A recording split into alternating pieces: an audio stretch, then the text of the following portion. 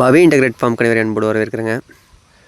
பார்த்திங்கன்னா last day before நம்ம 8 மணிக்கு நைட்டு கிளம்புனோம். அதுலேருந்து பார்த்திங்கன்னா இன்றைக்கி காலையில் 3:30 வரைக்கும் நம்ம பயணம் தொடர்ந்தது. எதை சொல்கிறேன்னு கேட்டிங்கன்னா, நம்ம நேற்று ஈவினிங் வந்து நம்ம சோஜத் ஆடுகள் நிறைய நண்பர்கள் வந்து சென்னையில் கேட்டிருந்தாங்கன்னு சொல்லியிருந்தேன். அவங்களுக்கு வந்து நம்ம டெலிவரி கொடுக்க ஆரம்பித்தாங்க. பார்த்திங்கன்னா மொத்தம் ஒரு 7-8 ஆடுகள் கிட்டத்தட்ட சென்னையில் நம்ம நண்பர்கள் வாங்கியிருந்தாங்க.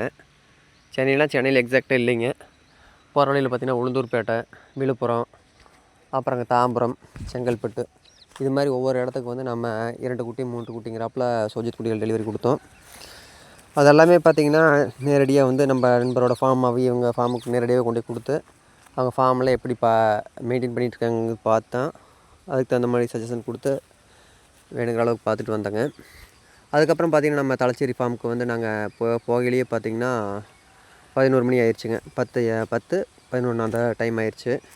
நாங்கள் போகிறக்கு முன்னாடியே பார்த்திங்கன்னா நம்ம சப்ஸ்கிரைபர்ஸ் எல்லாம் வந்து பார்த்திங்கன்னா ஒருத்தர் 2 பேர் வந்திருந்தாங்க.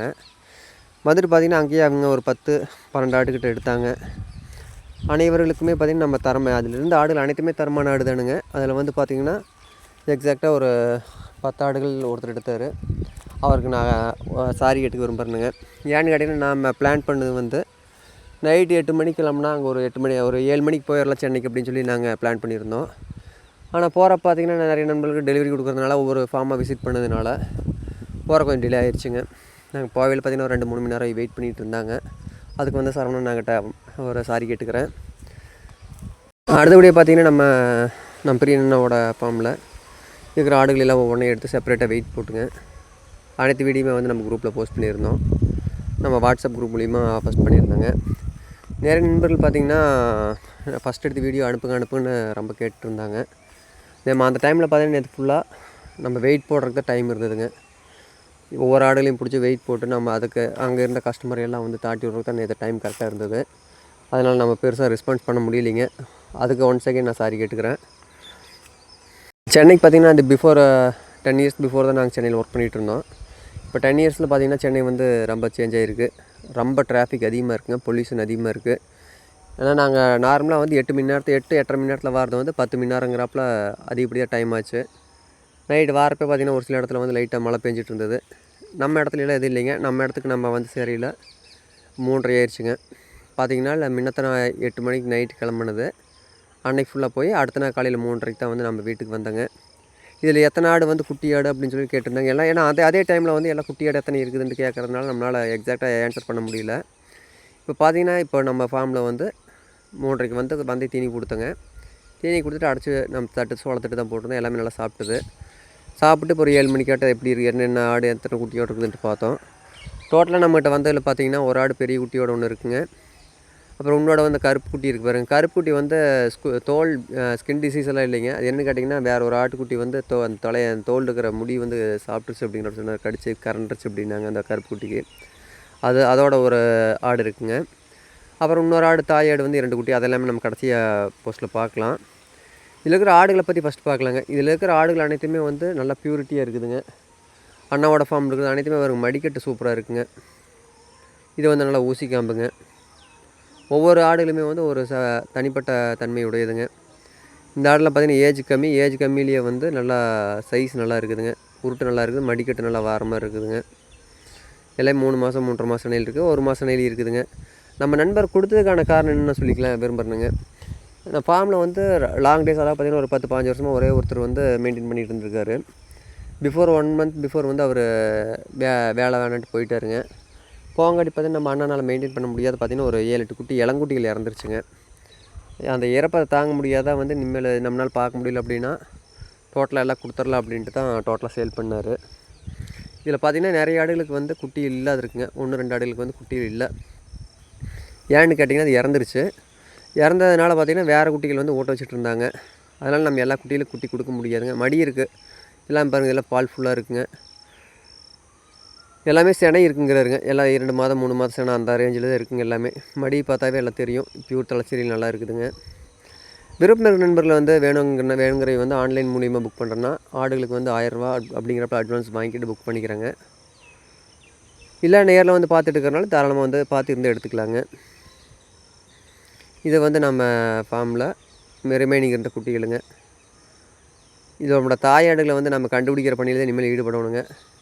ஏன்னு கேட்டிங்கன்னா நாங்கள் எல்லாம் ஒட்டுக்கா வரப்போ வந்து இளங்குட்டியில் வந்து ஆடுகளோட விட்டால் வந்து வீணாக ஏதோ ஆயிரும் அப்படின்ட்டு தனியாக அடைச்சிட்ட கொண்டு வந்தேங்க. இப்போ பார்த்திங்கன்னா இந்த ஆடுகளுக்கு வந்து 2 குட்டி இருக்குதுங்க. இது பார்த்திங்கன்னா ஆடு சைஸ் ரொம்ப சிறுசுங்க. பார்த்திங்கன்னா ஒரு 23 கிலோ 24 கிலோ சைஸ் தான் இருக்குதுங்க. தலைச்சேரி ஆடு தாங்க, பியூர் தலைச்சேரி ஆடு தானுங்க. இது வந்து பார்த்திங்கன்னா மடிக்கட்டு ஃபுல்லாக இருக்குதுங்க. ஆடு ஏன்னா இளம்பிலேயே பயிராயிடுச்சுங்க. பார்த்திங்கன்னா ஒரு 4 மாதத்துலேயே வந்து பயிராயிடுச்சாட்டு இருக்குதுங்க. ஆனால் மடி பொறுத்த வரைக்கும் பால் நல்லா மில்க் ஈல்டு நல்லா இருக்குதுங்க. இந்த ஆட்டுக்கு வந்து 2 இளங்குட்டியோடு இருக்குதுங்க.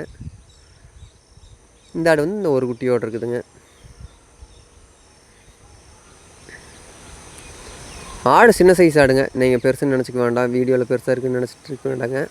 ஆடு சின்ன சைஸ் தான். ஆனால் வந்து பால் மடிக்கட்டு பார்த்திங்கன்னா ஃபுல்லாக இருக்குதுங்க. இப்போ நான் நல்லா தனியாக கடைசி வியூ பண்ணி காமிக்கிறேனுங்க. இன்னும் அந்த ஒரு குட்டி மட்டும் கருப்பு குட்டிக்கு மட்டும் தாய் தெரியலிங்க. அதை மட்டும் நம்ம தொலையை கண்டுபிடிக்கலாம் அப்படிங்கிற பணியில் மறுபடியும் பார்த்தோங்க. நம்ம செட்டு பார்த்திங்கன்னா இப்போ செட் ஒர்க் நடக்கலாம் அப்படின்னு சொல்லி நாங்கள் பறிச்சு வச்சுருந்தோம். இப்போது செட் எக்ஸ்டெண்ட் பண்ணலாம் அப்படின்னு சொல்லி பறிச்சு வச்சுருந்தேங்க. அதனால் பார்த்திங்கன்னா நம்மளுக்கு விட்றக்கே நேற்று கொஞ்சம் இடம் பத்தல. இருந்தாலும் பரவாயில்லன்ட்டு அந்த குழி இருந்தாலும் பரவாயில்ல விட்டாங்க. ஆடுகள்லாம் வந்து அந்த குழிக்குள்ளே போகலை, சேஃபாக தான் இருக்குது, எந்த பிரச்சனையும் இல்லைங்க. இந்த ஆடு வந்து நல்ல ஆடு தாங்க, மடியெல்லாம் ஃபுல்லாக இருக்குது. ஆடு கொஞ்சம் பார்த்திங்கன்னா எல்லாமே உங்களுக்கு வெயிட் கம்மி தாங்க, 28 30 அந்த சம்திங்கில் தான் இருக்குது. இருந்தாலும் பார்த்திங்கன்னா நம்மளோட மடிக்கட்டை அது மடிக்கட்டுக்கோசரமே தான் நாங்கள் எடுக்கிறோங்க மேக்ஸிமம். அந்தளவுக்கு தரம் இருக்குதுங்க. இனி அந்த கருப்பு குட்டியோட தாய் வந்து நம்ம கண்டுபிடிக்கலாங்க. ஏன்னா அது கருப்பு குட்டியோட தாய் வந்து என்னென்னு கேட்டிங்கன்னா சிறுசுலேருந்து வந்து 7-8 குட்டி இருந்ததுனால எல்லாம் ஓட்ட வைக்கிறதுனால அதை குட்டிக்கிட்ட அந்த ஆடு வரலைங்க. அதுக்கப்புறம் பார்த்திங்கன்னா பாட்டை தொலாகணும்.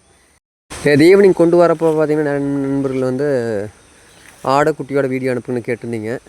கண்டிப்பாக வந்து வண்டியில் வரப்போ நம்ம வாய்ஸ் மெசேஜ் பண்ண முடியாதுங்க. ஏன்னா இரைச்சல் சத்தம் அதிகமாக இருக்குதுங்க. யூடியூப்லேயே போஸ்ட் பண்ணலின்ட்டு கேட்டிருந்தீங்க.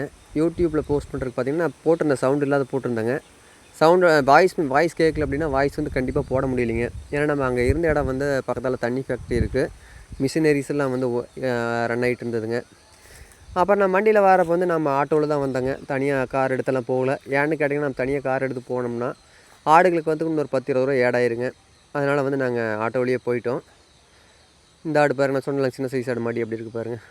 மடிக்கட்டு வந்து சூப்பராக இருக்குங்க இந்த ஒரு குட்டியோடு இருக்கிறதுக்கு. பார்த்திங்கன்னா இன்றைக்கி நல்லா கோடை காற்றுங்க, காற்று விசுவிசுன்னு அடிச்சது. அதனால் பார்த்திங்கன்னா 2 ஆடுகளுக்குமே வந்து குட்டி பால் ஊட்ட வச்சோம். பால் பார்த்திங்கன்னா பால் எக்ஸஸாக இருக்குதுங்க. அது இனிமேல் கறந்து விட்டுலான்ட்டு இருக்கோம். ஏன்னா இப்போது விசுவிசம் இருக்கிறனால ஒரு 9 மணிக்கு ஒருக்க ஊட்ட வச்சுட்டு வெயில் நேரத்தில் நம்ம அடைச்சிக்கலாம் அப்படின்னு சொல்லிடுறேன். இப்போ அடைச்சிட்றேங்க. அடைச்சிட்டு ஒரு 9 மணிக்கு ஆட்ட நாம் நீக்கிட்டு இன்னொருக்க பால் ஊட்ட வச்சுக்கலாம்.